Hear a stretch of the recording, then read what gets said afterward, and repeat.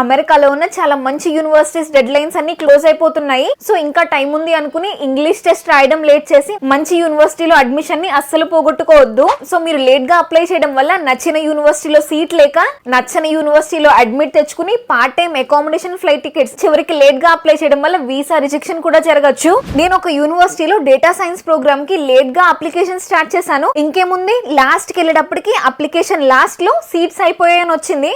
అప్పుడు అర్థమైంది త్వరగా అప్లై చేయడం ఎంత ముఖ్యమా అని. మీరు యుఎస్ లో చదవాలి అనుకుంటే లుమినరీ ఓవర్సీస్ లో ఐఎల్స్ కోచింగ్ కూడా ప్రొవైడ్ చేస్తారు. ఇంకా యుఎస్ లో చదవాలనుకుంటే కాల్ చేయండి లేదా బయోలో ఉన్న గూగుల్ ఫామ్ ఫిల్ చేసేయండి.